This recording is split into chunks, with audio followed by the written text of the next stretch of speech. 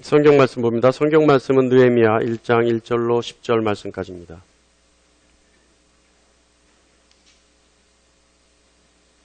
성경 말씀은 느헤미야 1장 1절로 11절 말씀까지입니다. 구약성서 727쪽에 있습니다. 느헤미야서 1장 1절로 11절 말씀입니다. 다 찾으신 줄 알고 제가 받들어 읽겠습니다. 이것은 하나님 말씀입니다. 하가랴의 아들 느헤미야의 말이라. 아닥사스다 왕 제20년 기스르월에 내가 수상궁에 있는데 내 형제들 가운데 하나인 하나니가 두어 사람과 함께 유다에서 내게 이르렀기로 내가 그 사로잡힘을 면하고 남아있는 유다와 예루살렘 사람들의 형편을 물은즉 그들이 내게 이르되 사로잡힘을 면하여 남아있는 자들이 그 지방 거기에서 그 환난을 당하고 능욕을 받으며 예루살렘 성을 허물어지고 성문들은 불탔다 하는지라. 내가 이 말을 듣고 앉아서 울고 수일 동안 슬퍼하며 하늘의 하나님 앞에 금식하며 기도하여 이르되 하늘의 하나님 여호와여 크고 두려우신 하나님이여 주를 사랑하고 주의 계명을 지키는 자에게 언약을 지키시며 긍휼을 베푸시는 주여 간구하나이다. 이제 종이 주의 종들인 이스라엘 자손을 위하여 주야로 기도하며 우리 이스라엘 자손이 주께 범죄한 자들을 자복하오니 주는 귀를 기울이시며 얼굴을 여시사 종의 기도를 들으시옵소서. 나와 내 아버지의 집이 범죄하여 주를 향하여 크게 악을 행하여 주께서 주의 종 모세에게 명령하신 계명과 율례와 규례를 지키지 아니하였나이다. 옛적에 주께서 주의 종 모세에게 명령하여 이르시되 만일 너희가 범죄하면 내가 너희를 여러 나라 가운데 흩을 것이요 만일 내게로 돌아와 내 계명을 지켜 행하면 너희 쫓긴 자가 하늘 끝에 있을지라도 내가 거기서부터 그들을 모아 내 이름을 두려고 택한 곳에 돌아오게 하리라 하신 말씀을 이제 청하건대 기억하옵소서. 그들이 주께서 일찍이 큰 권능과 강한 손으로 구속하신 주의 종들이요 주의 백성이니이다.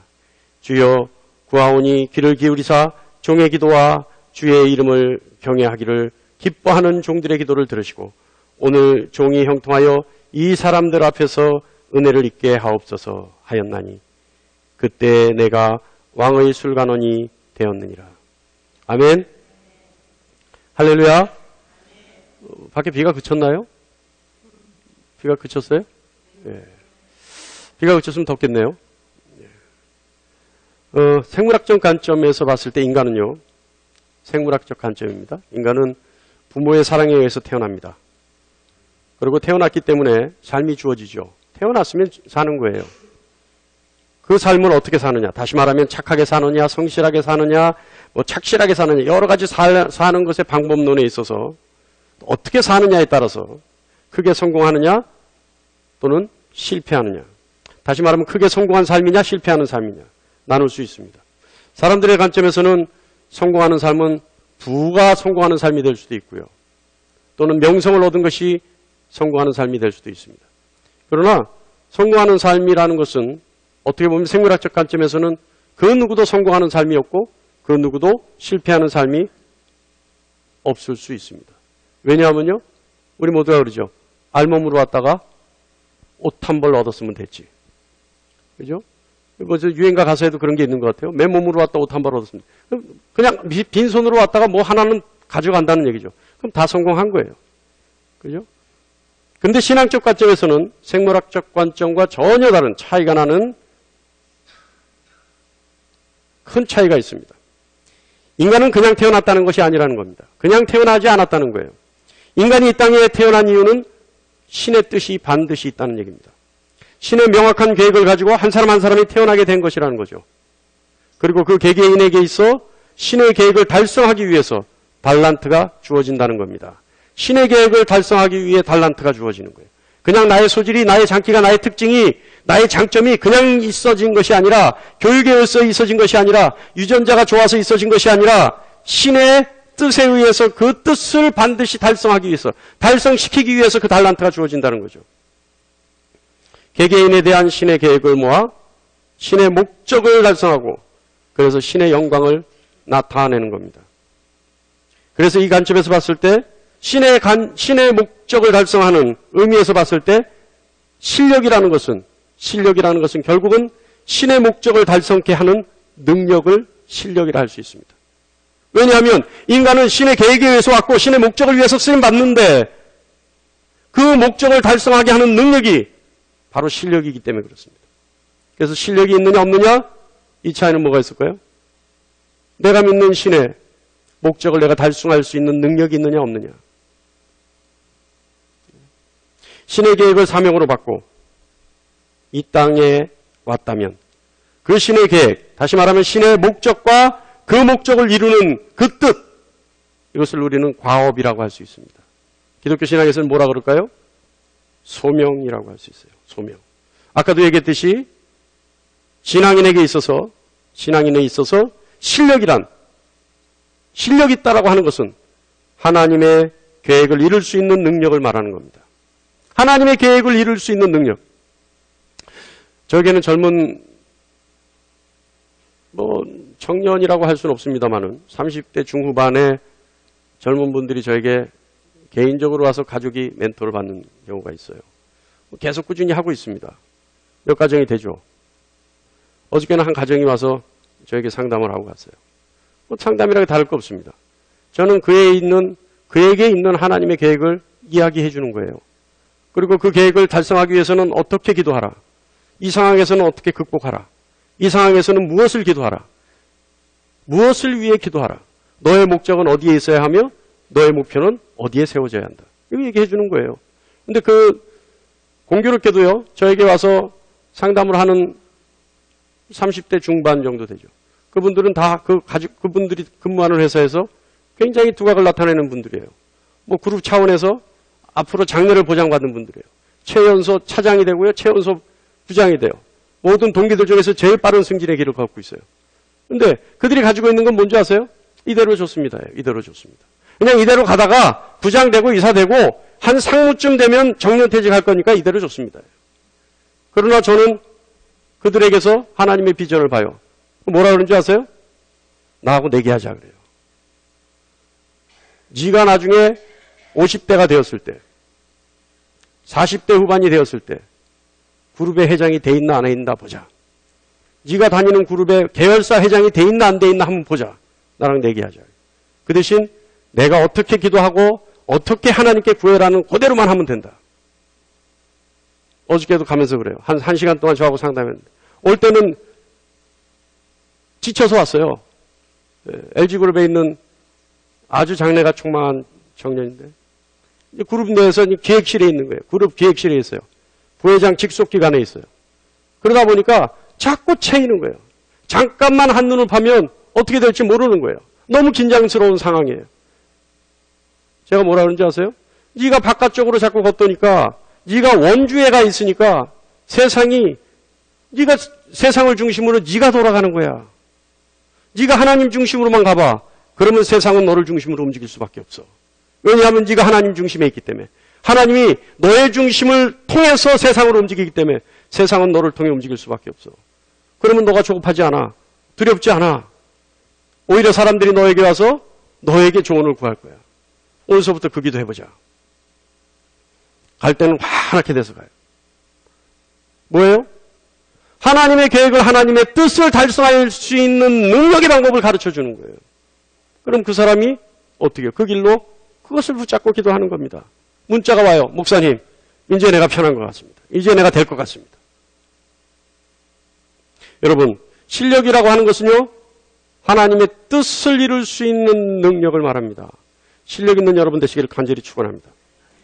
성경의 많은 인물들 중에요, 자신의 과업을 확실히 알고 인내하며 달성하고 성취한 사람 중에 대표적인 인물이 있습니다. 혹시 누군지 아세요?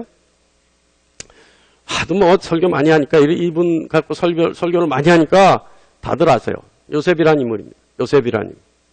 요셉은요, 꿈을 통해서만 하나님의 비전을 봤어요. 하나님의 계획을 봤어요. 꿈을 통해 하나님의 계획, 하나님이 나에게 어떤 뜻을 가지고 계신지 꿰뚫어 봤어요. 그래서 요셉은요, 과업을 일찍부터 받았습니다. 소명을 일찍부터 받았어요. 그래서 그 과업의 완성을 향해 요셉은 이끌려갔어요. 그러나 많은 좌절이 있었죠. 많은 자질이 있었어요. 그러나 그 꿈을 절대 잃지 않았어요. 절대 버리지 않았어요.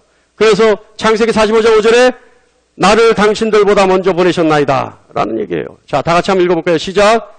당신들이 나를 이곳에 팔았다고 해서 근심하지 마소서, 한탄하지 마소서. 하나님의 생명을 구원하시려고 나를 당신들보다 먼저 보내셨나이다. 여러분이 대목 설명 안 해도 잘 알죠. 요셉은 이렇게 해서 그들의 형제를 구합니다. 아버지도 구하죠. 요셉은요, 일찍부터 이 상황을 비전을 품고 살아왔어요. 여러분, 여기서 우리가 명심해야 될 것이 있습니다. 우리가 알아야 될 것이 있어요. 우리가 열심히 했는데도 성취물이 없다. 결과물이 없다. 어떻게 될까요? 그럼 무엇이 문제일까요? 제임스 링이라는 사람은요, 이렇게 얘기합니다. 당신이 얼마나 열심히 일했는가에 대해서 말하지 말라. 당신이 얼마나 무엇을 이루었는지에 대해서만 말하라. 열심히 일했다고 그거 말할 필요가 없다는 거예요. 아무것도 이루지 못했다면, 당신의 인생에 아무것도 가진 것이 없이 결과물이 없다면, 여기서 물질을 얘기하는 거 아닙니다. 여러분 자꾸 오해하지 마세요. 당신의 손에 당신의 인생에 결과물이 없다면 당신이 열심히 살았다는 말은 의미 없는 말이다. 그러니까 열심히 살았다는 말을 하지 말고 당신이 무엇을 이루었는지에 대해서만 얘기하라. 제임스 링이라는 사람이 한 얘기입니다. 아까도 얘기했지만 실력이란 신의 계획을 완성시킬 수 있는 능력을 말합니다. 즉 실력이란 과업, 다시 말하면 소명을 완성하고 성취할 수 있는 능력을 말합니다. 본문에서 느헤미야는요, 과업을 위해 능력을 발휘한 사람입니다. 느헤미야가 그런 사람이에요. 바벨론의 포로로 잡혀간 유대인들이 50년 만인 539년 BC입니다. 바사에 의해 바벨론이 멸망되자 1차로 귀환합니다. 바사는요, 제국의 안녕을 위해 모든 신에게 기도를 하게 했어요. 다시 말하면 무슨 말이냐면, 바사 왕국이 이 제국의 영원한 발전을 위해서 각 민족이 믿는 어떤 신이라도 다 그들에게 바사 왕국의 영혼을 위해서 기도하게 만들었어요. 그러니까 어떻게 해요? 종교를 장려했어요. 그 덕에 이스라엘 민족이 예루살렘으로 귀환하게 되는 겁니다. 왜냐하면 이스라엘 민족이 믿는 하나님에게 기도하기 위해서 귀환하는 거죠. 그러자 여러 가지 암투가 있었어요. 여러 가지 모함이 있었어요. 그러다 어떻게 해요? 예루살렘 성벽이 무너지고 다시 불타버립니다. 1차 예루살렘 성전 재건 이후에 80년 후인 어느 날 예루살렘 성벽이 재건의 임무 띄고 느헤미야가 귀환하게 되는 거죠. 느헤미야의 과업은 예루살렘 성벽의 재건이었습니다. 느헤미야서의 시작을 통해 우리는 오늘 소명을 어떻게 완성할 수 있는지에 대한 교훈을 나눠보고자 합니다. 여러분에게 하나님 소명 주셨나요? 할렐루야! 첫 번째는요, 과업을, 다시 말하면 소명을 성취하기 위해서는 거룩한 부담감을 가져야 합니다. 거룩한 부담감. 1절로 4절 말씀 보면은요, 우리가 다 같이 한번 보겠습니다. 기네요? 기니까 그냥 이거는 여러분 눈으로만 보십시오. 1절로 4절 보면요, 느헤미야는 동포의 고난과 더불어 성이 허물어지고 성문이 불타버린 것에 대해서 깊은 아픔을 느껴요. 깊은 아픔을 느껴요. 여러분, 부담이란 말이 어떤 말인지 압니까? 부담이라는 것은요, 사람이나 사물 혹은 사건에 대해서 갖는 저항감이 부담이에요. 그러니까 내 마음이 매끄럽지 않고 어떤 저항감을 갖는 사건, 사물, 사람, 이것이 부담감이에요. 여러분에게 부담감을 주는 사람이 있습니까? 여러분이 부담감을 갖는 사람이 있나요? 자, 그런데 거룩한 부담감은 뭡니까? 거룩한 부담감은 다름이 아니라 어떤 사건, 사물, 사람을, 특히 사건을 나의 일처럼 느낀다는 거예요. 부담을 가져도 내 일처럼 부담을 갖는다는 거예요. 내 일처럼. 내가 어떻게 처리할까? 이 일을 내가 어떻게 해결할까? 이 일을 내가 어떻게 완수할까라는 부담감을 갖는다는 거예요. 이게 거룩한 부담감입니다. 나의 일처럼 느껴지고 내 일처럼 생각되어지는 것.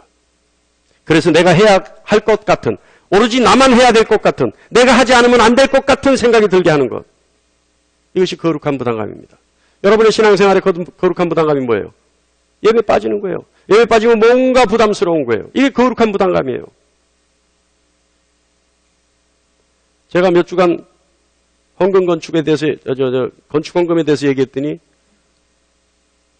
어떤 분들은 그래요. 담임 목사님이 왜 요새 돈 하는지 모르겠어요. 건축 헌금에 대해서 얘기했더니 돈 한대요. 물론 그렇게 생각할 수도 있어요. 그거는 뭐 잘못된 거 아니라고 생각합니다. 그런데 그 얘기를 들어도 한쪽은 돈 한다고 들을 수 있고 한 사람은 저거는 내가 반드시 해야 될 일이다라고 생각하는 사람이 있다는 거예요. 저거는 반드시 내가 해야 될 일이다라고 생각하는 사람은 이미 거룩한 부담감을 갖는다는 얘기예요. 그것이 거룩한 부담감이라는 거예요. 그것이. 여러분, 거룩한 부담감 반드시 여러분 마음속에 생겨나기를 간절히 축원합니다. 하나님께서 나에게 맡기셨다는 생각, 이 일을 하나님이 나에게 완성시키기 위하여 나에게 주신 일이라는 생각, 하나님이 나에게 시키는, 그래서 하나님이 그 뜻을 위해 내가 반드시 해야 된다라고 하는 생각, 내가 하지 않으면 안 된다라고 하는 생각, 내가 하지 않으면 안 될 것 같은 생각, 그것이 거룩한 부담감입니다. 여러분에게 질문합니다. 여러분 오랜 신앙생활 하셨죠? 신앙생활 오래 하셨어요. 그런데 내 생각에 나는 한 번도 거룩한 부담감을 가져본 적이 없다. 그런 생각이 드신다면, 그 거룩한 부담감이 나에게는 없었다. 죄송하지만 여러분의 신앙을 다시 한번 의심하시기 바랍니다. 거룩한 부담감은 반드시 있어야 하는 부담감입니다. 느헤미야는요, 동포와 성문 이야기를 들었을 때 마치 자신의 일처럼 슬퍼하며 금식하며 기도했어요. 느헤미야는 거룩한 부담감을 통해서 자신의 소명이 무엇인지 알게 되었어요. 자신이 해야 될 일이 무엇인지 알게 된 겁니다. 반드시 자신이 해야 될 일처럼, 자신의 일처럼 느껴서 가슴으로부터 눈물이 솟아올랐던 거예요. 쉽게 말하면 남의 일처럼 느껴지지 않았다는 겁니다. 여러분, 다시 한번 묻습니다. 여러분에게 거룩한 부담감이 있습니까? 그렇다면 여러분 애써 무시하지 마십시오. 신앙에 관한, 교회에 관한, 하나님에 관한 거룩한 부담감이 있다면 여러분은 신앙심이 있다고 자부심을 가져도 좋습니다. 여러분이 지금 이미 거룩한 부담감이 있다면 하나님의 가업이 있다고 우쭐대어도 좋습니다. 여러분에게 거룩한 부담감이 있다면 진노로부터 구원받은 사람이라는 확신을 가져도 좋습니다. 그 거룩한 부담감이 주님의 십자가에 함께 못 박아 죽게 만들고 주님 부활하실 때 부활을 통해 새 생명의 사람이 되고 그래서 하나님과 화목한 관계를 이루고 그래서 하나님으로부터, 다시 말하면 하나님의 진노로부터 구출받아 구원받는 삶, 그래서 그 결과물로 영원한 삶을 사는, 삶을 얻는 사람이 되기 때문에 그렇습니다. 거룩한 부담감은 구원받은 자의 징표일 수 있습니다. 작은 것부터 해야죠. 있어요. 교회 주방 있죠. 교회 주방 누구도 가기 싫어하는 거죠. 그죠? 거기 들어가면 말도 많아요. 거기 들어가면 시험도 많이 들어요. 거기 들어가면 온 세상에서 다 잘난 사람들만 뽑아놓은 것 같아요. 다들 잘났어요. 그죠? 그러나 거기서 여러분 거룩한 부담감을 갖는다면 내가 잘났다고 얘기할 수 없습니다. 내가 옳다고 얘기할 수 없어요. 성가대 있죠. 주차장이 있어요. 주차하시는 교사들이 있습니다. 또 중보기도 팀들이 있습니다. 이 거룩한 부담감에서 우러나오는 신앙생활의 일부예요. 여러분, 이 거룩한 부담감이요, 어떤 일을 만드는 데만 국한되지 않습니다. 거룩한 부담감은요, 소명을 가져서 어떤 사람을 돕는 일에도 거룩한 부담감이 생깁니다. 다시 말하면 동역의 사람들이에요. 목회자를 중보로 동역하고 목회자의 목회를 위해서 마치 제사장이 제사를 지낼 때 레위인이 없었으면 절대 제사를 지낼 수 없었던 것처럼 레위인들은요, 레위인들 나름대로의 소명감을 가지고 제사장을 도왔어요. 그들이 없었으면 이스라엘 민족의 제사는 이루어질 수 없었어요. 그겁니다. 하나님은요, 절대 한 사람 혼자서 어떤 일을 완성하게 만들어두지 않으십니다. 하나님의 섭리는요, 모든 사람들이 합력해서 하나님의 일을, 하나님의 목적을, 하나님의 뜻을 완성시키시기를 원합니다. 그것이 하나님의 뜻이에요. 제가 일본에 갔을 때요, 일본 선교로 갔는데 그 전에 일본 선교사님에 대해서 너무 많은 소문을 들었어요. LA에 있는 모 교회 목사님들도 저에게 전화가 와서 얘기하십니다. 또 일본에 있는, 현지에 있는 어떤 목사님들도 저에게 얘기하세요. 아, 그 목사님 요즘 아니다. 좀 여러 가지 문제가 있다. 실제로 문제가 있어요. 가기 싫었어요.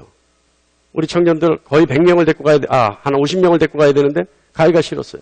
하나님 왜 해필이면 일본입니까? 동남아나 저 아프리카나 좋은 데 많지 않습니까? 저는 그때 세차를 해서 자금을 많이 만들었었거든요. 청년부가 가는데 교회에서 도움 받지 않고도 4, 5천만 원의 돈을 가지고 있었어요. 세차를 해가지고. 예. 넉넉한 거예요. 어디든지 갈 수 있는 거예요. 하나님 왜 해필이면 일본입니까? 왜 쓰레기 같은 사람에게 가게 합니까? 기도했어요. 얼마나 기도하고 가기 싫었든지 제가 위궤양이 걸렸어요. 먹기만 하면 토하고 먹기만 아픈 거예요. 근데 어쩔 수 없이 갔어요. 담임 목사님 가자니까. 갔어요. 거기서 집회를 하는데 힘이 안 나요. 쓴물만 올라와요. 근데 둘째 날 하나님 음성이 들립니다. 어떤 음성이 들리는지 아세요? 다 안다. 그래도 나는 하나 되기를 원한다. 하나님 뜻이었어요. 그 음성 듣고 나서 그 다음부터 그 모든 것이 이해가 돼버렸습니다. 우리가 아무리 잘났고 잘못 났고 어떤 일이 선하고 어떤 일이 악하다 해도 우리는 모두 악한 사람들이에요. 그렇기 때문에 하나님이 모두가 합력하여 선하기를 원하시는 거예요. 모두가 하나 되기를 원하시는 거예요. 쉽게 얘기하면 도낀 객낀이라는 거예요. 여러분, 바울이요, 회심을 하고 바울이 선교여행을 다닐 때 이스라엘 사람들은 특히 예루살렘의 종교 지도자들은요, 바울을 인정하지 않았어요. 바울의 그 엄청난 과거를 알고 있기 때문에 바울을 인정하지 않았어요. 그때 누가 나서서 바울을 변호하는지 아십니까? 누가 나서서 바울을 위해 중보하고 누가 나서서 바울을 사도가 되도록 이끌어주는지 아십니까? 바나바였어요. 그래서 바나바가 바울을 동역하고 중보하고 그를 세워줌으로 바울은 성경의 수많은 교리들을 하나님의 뜻을 쓸 수 있는 사도가 됩니다. 바나바는 그거였어요. 바나바의 소명은 오로지 바울을 세우는 것이었어요. 바울이 될 수 있고 바나바가 될 수 있는 여러분 되시기를 축원합니다. 거룩한 부담감은 우리 심령이 하나님의 거룩함에 대한 반응입니다. 하나님과 화목의 증거이고 하나님과 교제하고 있다는 충만의 증거입니다. 또한 성령 하나님의 내주의 증거입니다. 거룩한 부담감을 갖는 여러분 되시기를 축원합니다. 두 번째는요, 과업을 위해서 기도해야 돼요. 그런데 그 기도는 기도를 위해서, 기도로 인해서 과업이 성취돼야 된다는 사실을 잊으시면 안 됩니다. 과업은요, 소명은 기도를 통해서만 이루어질 수 있습니다. 하나님의 일은요, 하나님의 방법으로 해야 돼요. 하나님의 일을 세상 방법으로 하면 안 됩니다. 하나님의 일은 하나님의 방법으로 해야 되기 때문에 반드시 기도가 필요합니다. 하나님의 방법을 알 수 있는 유일한 길은 기도밖에 없기 때문에 그래요. 기도밖에 없기 때문에 그래요. 하나님의 일을 세상 방법으로 하면 그것은 하나님의 일이 아니라 이미 세상 일이에요. 아시죠? 우리가 저쪽 교회에서 이쪽으로 이사 올 때 언제까지 미루고 하나님의 뜻을 기도했습니까? 이사하기 일주일 전까지 우리가 기도했어요. 하나님 뜻 어디 있습니까? 일주일 남겨놓고 이곳을 계약했어요. 아무것도 없었어요. 어디로 갈 자리가 없었어요. 아무리 찾아도 없었어요. 이곳만 비어 있었어요. 이곳만 일주일 남겨놓고 우리가 이사할 수 있는 장소였어요. 기억하시죠? 우리가 그때 얼마나 기도했습니까? 하나님 뜻 일러달라고 얼마나 기도했습니까? 근데 하나님 달아보셨어요. 하나님 뜻을 기다리는지 아니면 우리 마음대로 하는지. 그래서 일주일 남겨놓고 우리에게 응답을 주셨어요. 그래서 우리가 하나님의 방법으로 했어요. 그랬을 때 모든 것이 하나님 뜻대로 이루어지는 것을 우리는 볼 수 있습니다. 물론 어려움이 있죠. 괴로움도 있어요. 부족함도 많아요. 그러나 지나놓고 나면 다 하나님이 이루셨어요. 하나님이 어느 것 하나 이루지 않은 것 없습니다. 여러분, 기도를 통해 하나님의 과업을 성취하셔야 합니다. 기도는요, 하나님의 지혜를 구하는 기도를 하십시오. 지혜는 뭐예요? 지혜가 어떤 것을 지혜라 그래요? 할렐루야? 하나님의 뜻과 계획을 알 수 있는 능력을 지혜라고 하는 겁니다. 그러니까 지혜를 구하는 기도를 하셔야죠. 그래야 하나님의 뜻을 알죠. 하나님의 계획을 알죠. 그래야 순종하죠. 하나님 계획과 뜻을 구하는 여러분 되시길 바랍니다. 기도는요, 과업의 시작이자 마지막입니다. 그럼 어떤 기도 하느냐? 조금 전에 지혜를 구하는 기도 해야 되는데 오히려 그것보다 더 중요한 기도는 회개로 시작하는 기도입니다. 회개하는 거예요. 하나님은요, 하나님의 사람들에 의해 이루십니다. 하나님의 뜻은, 하나님의 계획은 하나님의 사람들을 통해서만 이루십니다. 하나님의 사람이 아니면 이루지 않으셔요. 특별히 거룩함을 이룬 깨끗한 사람을 통해서만 이루십니다. 그러나 어느 우리 중에 누가 깨끗하다고 말할 수 있겠습니까? 누가 우리 중에 깨끗하죠? 말할 수 없어요. 그러기에 우리는 늘 스스로 정결케 위해 노력해야 하는 겁니다. 그래서 느헤미야 보세요. 느헤미야가 그 얘기 듣고 어떤 행동부터 취해요? 6절 7절 말씀 보겠습니다. 6절 7절 말씀 보면 이제 종이 주의 종들인 이스라엘 자손을 위하여 주 아래로 기도하오며 우리 이스라엘 자손이 주께 범죄한 죄들을 자복하오니 주는 귀를 기울이시며 눈을 여시사 종의 기도를 들으시옵소서. 나와 내 아버지의 집이 범죄하여 주를 향하여 크게 악을 행하여 주께서 주의 종 모세에게 명령하신 계명과 율법과 규례를 지키지 아니하였나이다. 회개부터 하는 거예요. 두 번째는요, 사람을 움직여줄 것에 대해서 느헤미야는 기도합니다. 사람을 움직여달라는 거예요.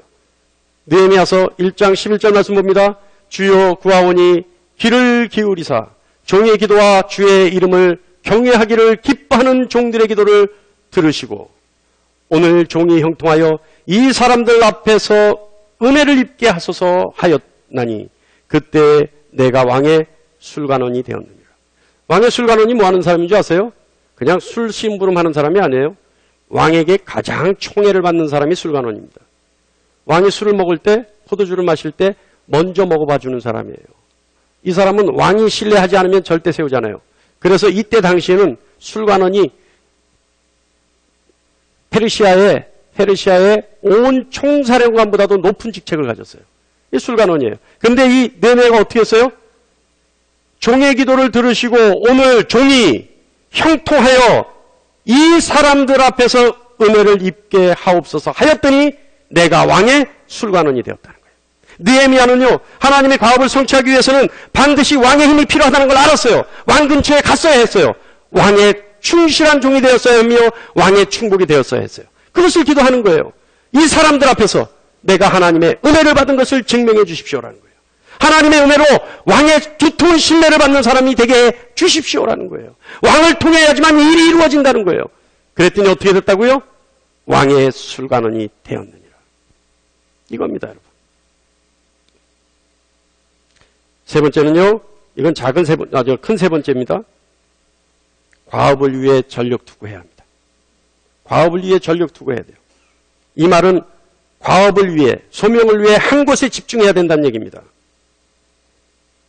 저는 한 곳에 집중하려고 노력해요. 근데 자꾸 주의를 산만하게 만들어요. 집중하지 못하게 만들어요. 제가 알아요. 어떤 계기가 있는지.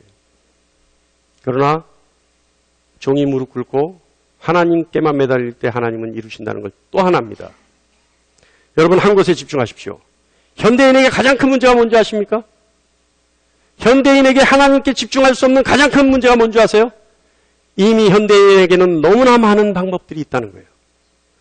너무나 많은 방법들을 통해 가능성이 열려 있다는 얘기예요.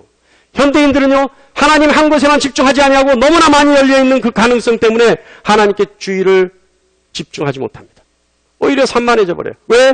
하나님이 안 도와주셔도, 하나님이 하지 않으셔도 하나님이 뜻이 아니라도 이룰 수 있는 방법들이 많이 있기 때문에 그래요. 제가 한번 예를 들었죠. 아프리카에 가면요, 어떤 청년이 있었는데 선교사님이 영어를 쓰는데 그 선교사님 어머니 같은 분인데도 불구하고 영어를 모르니까 답이 안 나오는 거예요. 말을 모르는 거예요. 어머니하고 얘기를 나누고 싶은데 도대체 무슨 얘기인지 알 수 없어요. 그 흑인 청년이 기도합니다. 하나님 나도 영어를 할 줄 알아서 우리 엄마와 기도하게 해주세요. 내 어머니 같은 분과 기도하게 해주세요.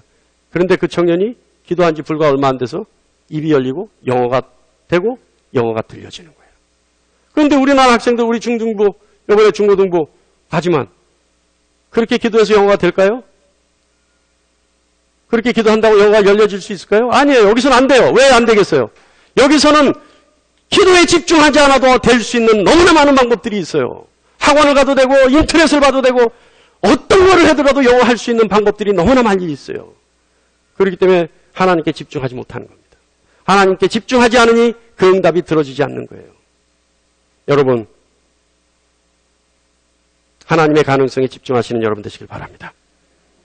하나님의 일은요, 많은 방법을 통해서 이루지 않으세요. 언제나 한 가지 방법이에요. 하나님의 방법은요, 많은 가능성을 가지고 일하지 않으세요. 언제나 한 가지 방법이세요. 그래서 하나님의 섭리는 명쾌하고 명확하고 명료합니다. 간결해요. 되면 되고 안 되면 안 되는 거예요. 조건이 붙지 않아요. 그것을 깨달을 수 있는 여러분 되시길 바랍니다. 그렇다고 해서요, 우리에게 많은 장애가 있을 수 있습니다. 그러나 장애가 문제되었을 때 그것을 초월할 수 있는 집중력 또한 필요합니다. 문제는 우리가 언제나 좌절감을 가질 수 있다는 거예요. 요셉을 보세요. 요셉의 삶이 어땠어요? 형들에게 배신당해요. 보디발의 집에 취직되었는데, 그래서 격리를 보고 있는데 보디발의 아내가 어떻게 유혹하는 걸 뿌리치자 누명을 쓰고 보디발의 감옥에 갇힙니다. 친위대장 감옥에 갇혀요. 또 술 맡은 관원, 떡 맡은 관원의 꿈을 해몽해 해줬는데, 그래서 나를 절대 잊지 말라 달라고 당부를 했음에도 불구하고 몇 년을 잊어버려요? 이 술 맡은 관원이 2년을 잊어버리고 살아요. 어느 날 2년 후에 요셉이 생각나는 거예요. 그러면 여러분 더한 몇 년이겠어요? 그 수많은 세월을 요셉은 고난 속에 있었지만 오로지 하나님께만 집중했던 겁니다. 목표를 이루기 위해 절대 물러서지 않았던 거죠. 앞을 향해만 전진했습니다. 환경이나 사람을 보면 우리는 쉽게 좌절할 수밖에 없습니다. 그러나 현실을 직시할 때 동시에 현실을 초월하는 확고한 믿음이 생겨나는 것이고, 그 믿음을 가지고 앞으로 전진하는 겁니다. 깨달을 수 있는 여러분 되시길 바랍니다. 그래서 누가복음 9장 62절에요. 주님이 이렇게 말씀하십니다. 예수께서 이르시되 손에 쟁기를 잡고 뒤를 돌아보는 자는 하나님의 나라에 합당치 아니하니라. 밭갈다 말고 딴짓하지 말라는 얘기예요. 밭갈다 말고 딴 생각하지 말라는 얘기예요. 밭갈려고 쟁기를 잡았으면 밭가는 일에만 집중하라는 얘기입니다. 그러다 뒤돌아보면 고랑이 비틀어질 수 있고요. 그러다 뒤돌아보면 능률이 떨어져서 그날 일을 다 끝내지 못할 수도 있어요. 그때 어떻게 한다고요? 하나님의 나라에 합당치 않은 자라는 거예요. 여러분, 이 말씀 명심하시는 여러분 되시길 바랍니다. 네 번째 마지막입니다. 나에게 주어진 과업, 다시 말하면 나에게 주어진 소명, 이것은 나만의 것이라는 것을 잊지 마시길 바랍니다. 지금 여러분 각각에게 주어져 있는 과업, 그것은 여러분 자신의 것입니다. 여러분만의 것입니다. 그 과업이 다른 사람에게 또다시 똑같은 것이 있진 않아요. 오로지 여러분에게만 있는 거예요. 그렇다면 그 과업은 그 누구도 할 수 없는 겁니다. 오로지 여러분만 할 수 있는 겁니다. 누구도 흉내내지 못해요. 나의 과업은, 나의 소명은 누구도 흉내내지 못해요. 누구에게도 양보할 수 없어요. 누구를 대신하게 할 수도 없어요. 오로지 나만 하는 일입니다. 이 사실은요, 그만큼 하나님은 나를 믿으신다는 거예요. 그만큼 하나님은 나를 신뢰하고 계시다는 사실입니다. 성경의 모든 인물들이 우리의 상식을 뛰어넘는 그런 일들을 행해요. 특히 연세가 계신 분들은 그러죠. 아이고, 이 나이에 뭘 할까. 그러나 그렇지 않아요. 성경의 모든 분들이요, 백수가 다 돼서 삶을 시작했어요. 그죠?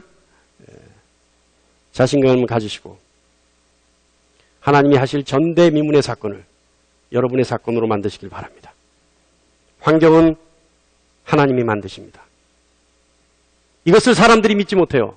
하나님이 만드실 사건을 믿지 못해요. 지금 당장의 상황만 봐요. 당장 어려운 것만 봐요. 당장 힘든 것만 봐요. 앞이 보이지 않는 그 순간만 봐요. 그러나 그 너머에 있는 하나님의 섭리와 하나님의 신뢰와 하나님의 약속과 하나님의 뜻과 하나님의 계획과 하나님의 솜씨와 하나님의 능력은 보지 않아요. 그러니까 좌절해버리는 거예요. 그러니까 숨어 들어가는 거예요. 여러분, 우리 모두 하나님의 소명을 이루어야 합니다. 우리가 할 수 있는 건요, 믿음을 향한 의지만 있으면 돼요. 그러면 하나님이 행하시는 거예요.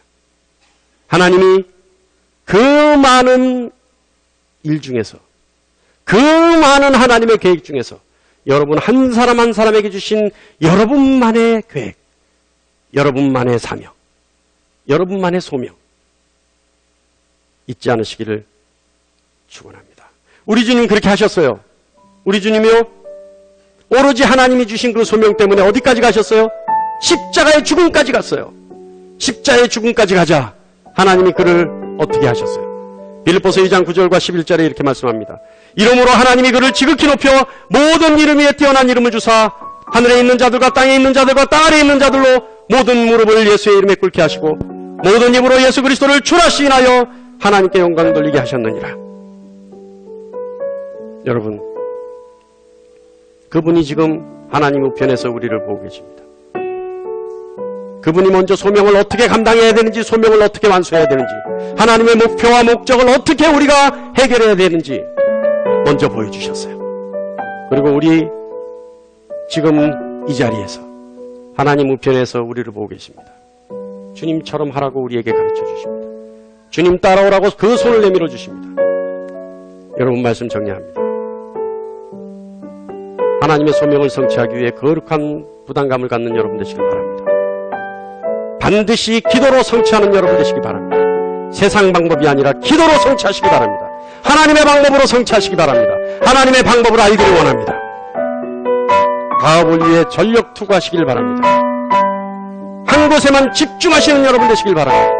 명쾌하고 명료하고 명확하게 하나님의 섭리를 따라갈 수 있는 여러분 되시길 바랍니다. 그리고 하나님이 주신 소명은 여러분 한 사람 한 사람에게만 주신 하나님의 뜻입니다. 나만의 것이라는 사실을 잊지 마시길 바랍니다. 그래서 그 목적과 하나님의 뜻을 이루어드려서 하나님의 영광을 보며 느헤미야가 오늘 기도하는 것처럼 오늘 종이 형통하여 이 사람들 앞에서 은혜를 입게 하옵소서 하였나니 그때에 내가 왕의 술관원이 되었느니라.